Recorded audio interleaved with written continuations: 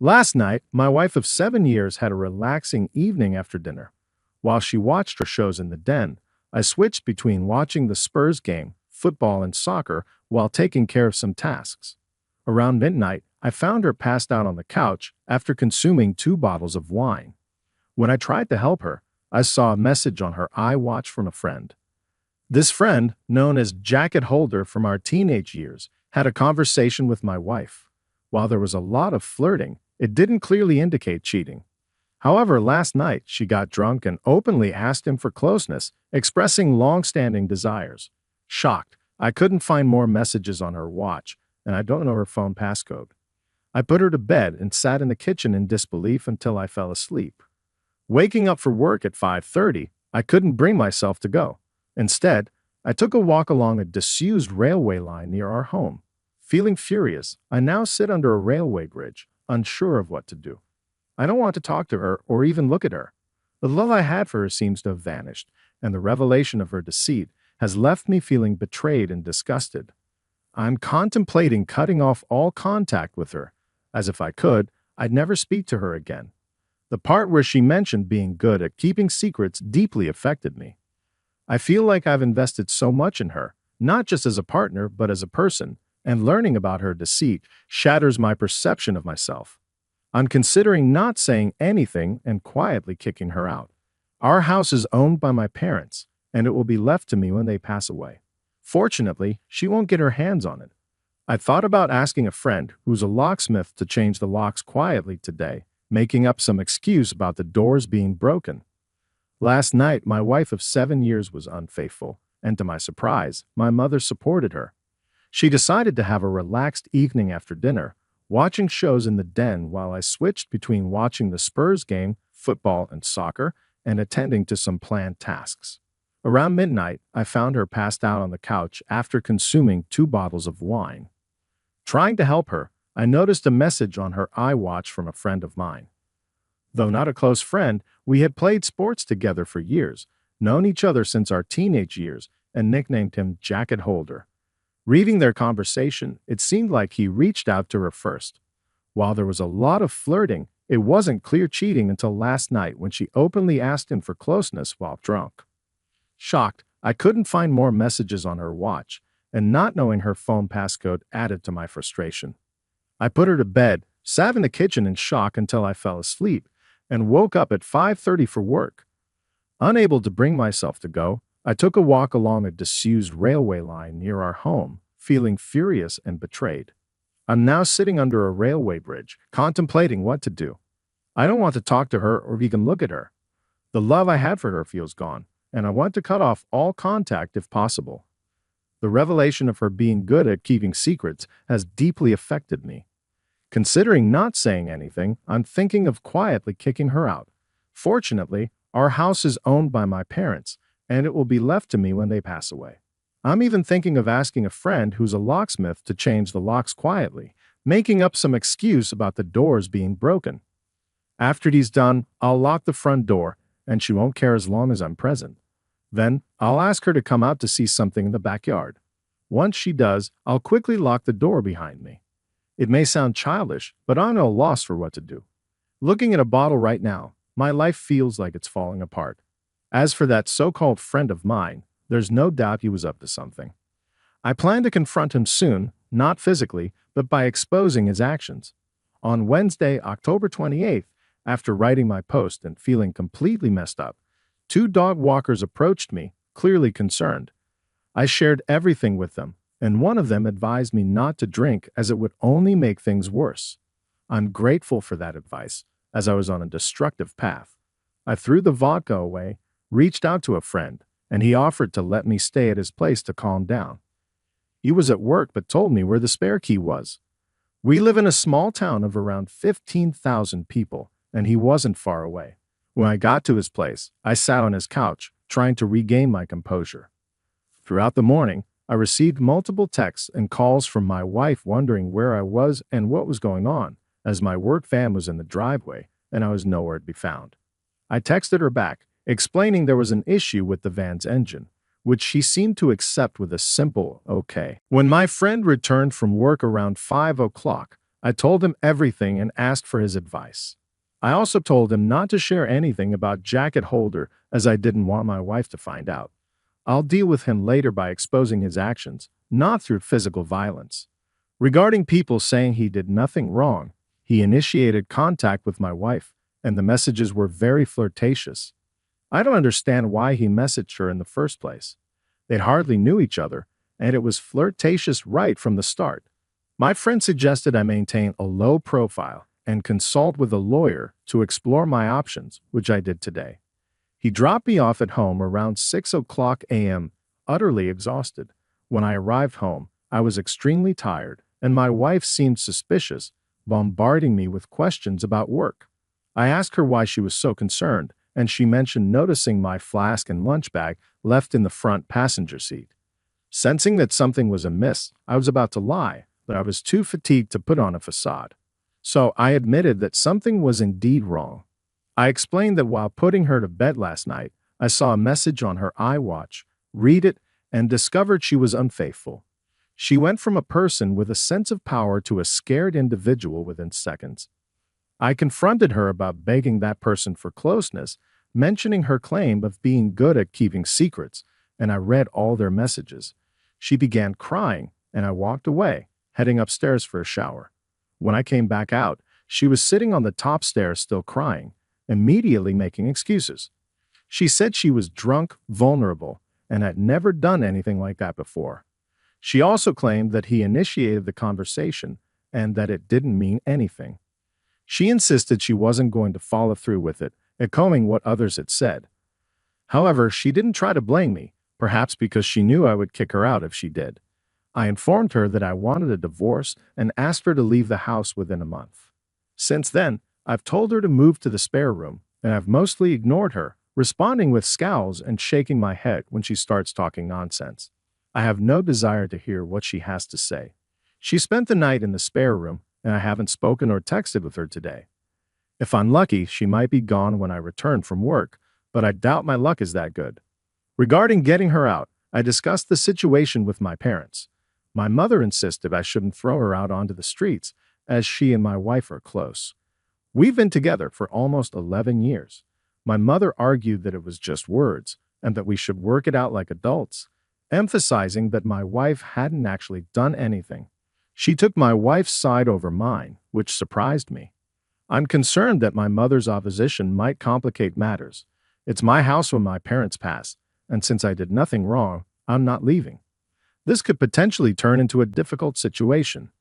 I've scheduled an appointment with a divorce lawyer for next week to discuss my options. Until then, I plan to continue ignoring my soon-to-be ex-wife. I doubt she'll admit anything further, and now I'll never know if she was an excellent liar or just talking to gain his support for an affair. I apologize for the delay in the update. I had the chance to write it now as I'm finishing work. Back to the grind, I suppose. Monday, November 16th. It has been 20 days since I discovered my wife's attempt to cheat on me with my friend, and the situation has become unbearable. I gave her a month to leave, and she has been sleeping in the spare room. However, it's evident that she has no intention of leaving, especially after influencing my mother. She doesn't have a place to go, but that's not my concern. I've consulted with my divorce lawyer multiple times and am in the process of preparing a divorce petition and serving her with divorce papers. I've also opened a separate bank account and taken half of the balance from our joint account. The atmosphere in the house has become tense. The living room has become a sort of neutral zone, as both of us spend most of our time in our respective rooms. I've intentionally been working late to minimize interaction with her. I've been completely ignoring her, but I started implementing the 180-in method, which advises being civil albeit somewhat distant. It has helped me avoid feeling like a monster who refuses to acknowledge her existence. It was the wrong approach, and I ended up feeling like the one who had wronged her, which was not the case. The only time I broke from the 180-in was when I walked into the bathroom last week, and she was sitting on the floor crying. I helped her up and gave her a comforting hug, although it was more of a there gesture than a loving embrace. The sad part is that I'm so suspicious of her now that I wouldn't put it past her to stage a performance. This toxic environment is affecting my thinking and she keeps insisting she'll do anything to save the marriage and prove it was just a foolish mistake. I mentioned a lie detector test, although I don't intend to actually have one. I simply wanted to gauge her reaction. She initially agreed to it, but later came to me with her tablet, discussing the inaccuracies and the potential for false readings due to anxiety and nervousness. Given her anxiety disorder, I couldn't help but laugh. It wasn't a normal chuckle. It turned into a childish giggle. It seems she's willing to do anything to save the marriage except taking a lie detector test, which is intriguing. However, it doesn't matter anymore, as I mentioned in my previous post. All the love I had for her vanished when I read those hurtful things. I no longer see her as my true love or someone I can trust with my life. I see her as trash that needs to be removed before it stinks up the place. After I exposed Jacket Holder to our friend group a few weeks ago, he has been a topic of conversation. It's safe to say he's lost all his friends among us and has been completely isolated. I attempted to contact him a few times, but he refused to answer and eventually blocked my number. I have no sympathy for that little rat. I hope it was worth it. I've had numerous conversations with my mother about this situation, and during a heated argument, I asked her why she was taking my wife's side. I wanted to know if there was something she wasn't telling me. Was she expecting us to live as roommates, pretending nothing happened? It seemed absurd to me. My mother explained that she has always seen my wife as the daughter she never had but always wanted. My mother had an unborn daughter before I was born, which has haunted her. She attached herself to my wife since we got together, and they share a close bond. Since my wife doesn't have family or many friends with busy lives, my mother finds it unacceptable to throw her out, especially during a pandemic. My mother tried to reach a compromise, suggesting we revisit the situation in 3 or 4 months and encouraging us to try couples counseling before giving up. I'm unwilling to do that, as the thought of spending Christmas under the same roof as my wife makes me feel sick. She always wants to do it right, and it would be a complete disaster. My father, on the other hand, is a quiet and reserved man. My mother's opinion has always held more weight in our household.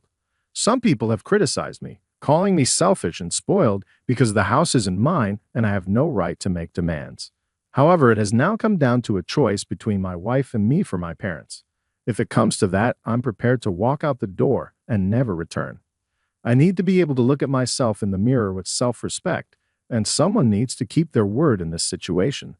If I do leave, a friend has offered me a place to stay for a few weeks until I get back on my feet.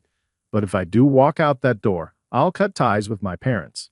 They may see it as me giving up on them without trying to fix things, but I see it as them choosing someone who broke my heart over me. The logistics of this once I'm gone are unclear, with my wife staying there and my mother and father taking care of her while their own child goes off alone. Regarding the house, my parents allowed us to move in a year after our wedding. They presented it as a belated wedding gift, although that was just the talk at the time. Their plan was always to move out and have us move in. I've invested tens of thousands in it over the years, but that's beside the point. I have daydreams of leaving everything behind, starting fresh in a new place, but I have nowhere else to go. I've lived in this town my entire life, and it's all I know. Am I being too harsh? I'm ready to sever ties with my parents, but I feel torn. Why should I be the one to lose everything and everyone? I've tried to be a good person, believing that good things happen to good people, but now I'm starting to doubt myself. Perhaps I'm not as good as I thought, and maybe I deserve everything that's happening. On Wednesday, December 2nd, I no longer consider that house my home. I saw on the calendar that my wife had a hospital appointment with her eye doctor, so I used that time as an opportunity to gather my belongings and move out, which I did. After arranging my things, I left the house keys on the kitchen table along with the divorce papers I received from the lawyer last week and departed. I've blocked both my wife and mother's numbers, and any future communication with my wife will be through my lawyer. As for my current living situation, I'm staying with a friend for a week or two, and hopefully, I'll secure my own rental place before Christmas. It's been a few weeks since I last spoke to my parents.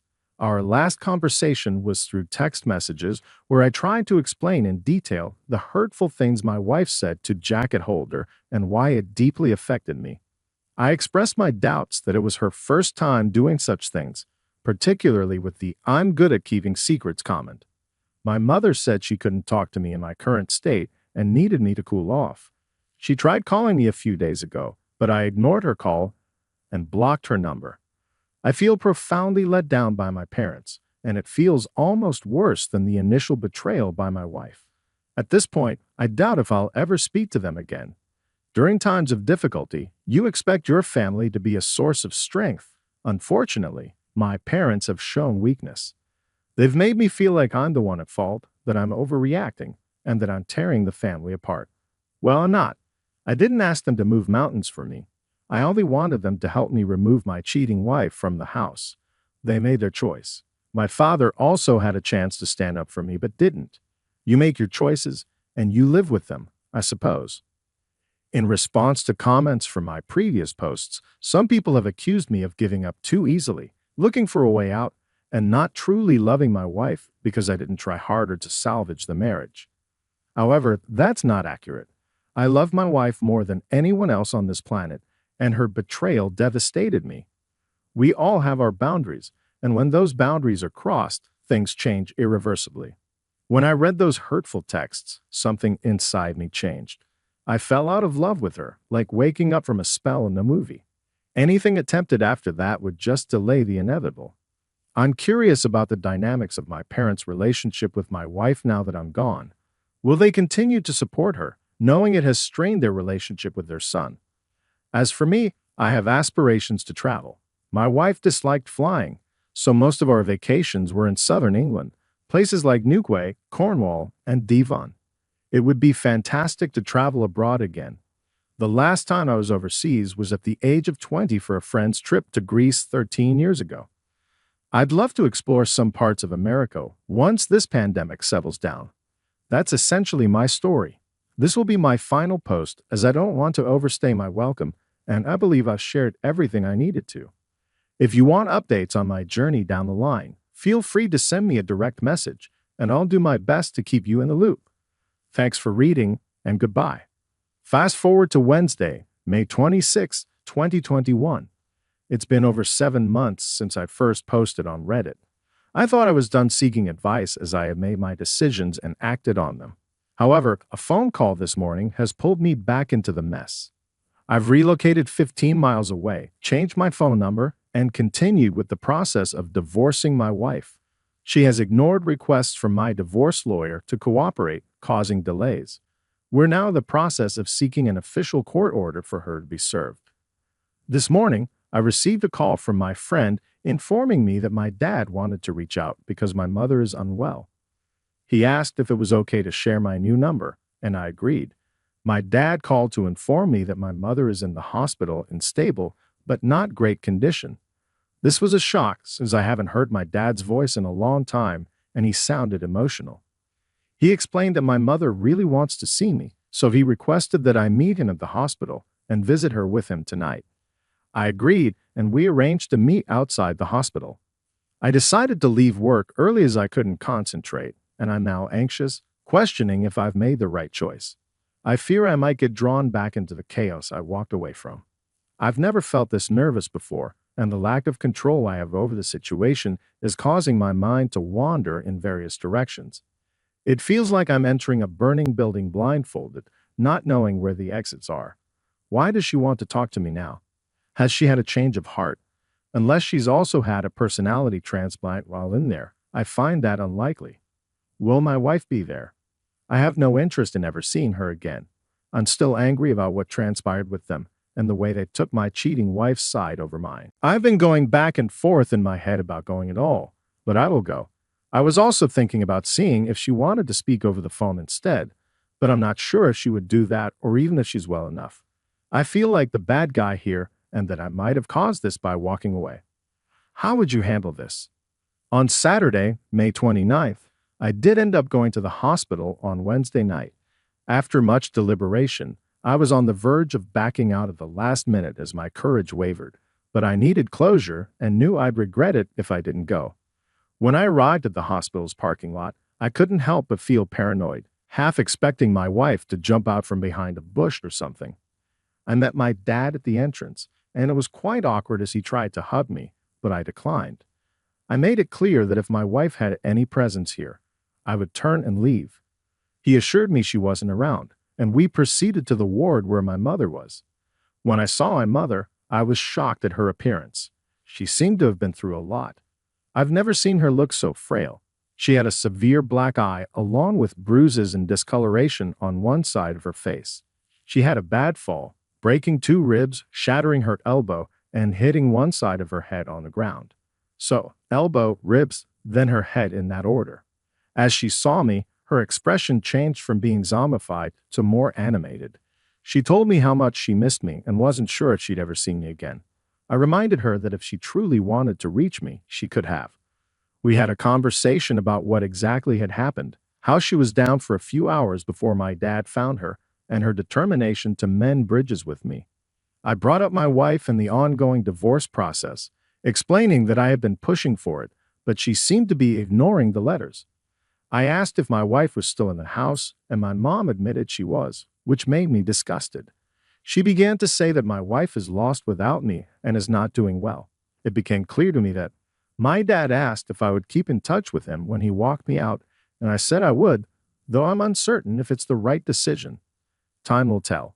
Once I returned home, my emotions were a roller coaster, shifting from sadness to anger.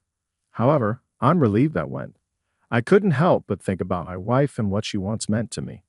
The pain remains when I reflect on the events of the past 7 months. It's hard to believe they're real. The speed at which everything fell apart was astonishing.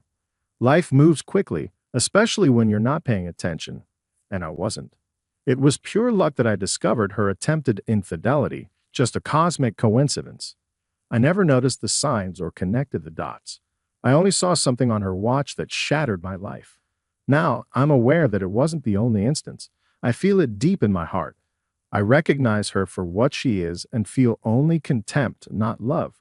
It seems she stole the best years of my life. When I reminisce about the good times, they're tainted.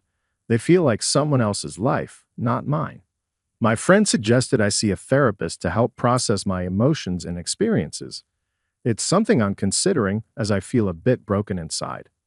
The last 7 months have been the most challenging in my life, but I prefer this truth to ignorance. I'm saddened by how it all unfolded, but you can't choose how someone betrays you. I suppose the lesson is to learn from it. I remember hearing that loyalty is one of the most underrated character traits, and I now understand its significance. Perhaps it's undervalued because you rarely discover someone's true loyalty until they betray it. It's not something you encounter every day, but now more than ever, I appreciate its importance. On Tuesday, July 20th, I'm now in the final stages of divorcing my wife. She signed the divorce papers and sent them to my divorce lawyer, so only formalities remain. She conveyed a message through my dad, expressing her regret for not allowing me to move on, thinking she could salvage the relationship. However, she now understands that it's not possible, and she must move forward for her own well-being. I thanked her for realizing this. She doesn't want anything in the divorce and plans to move out of the house once she's on her feet.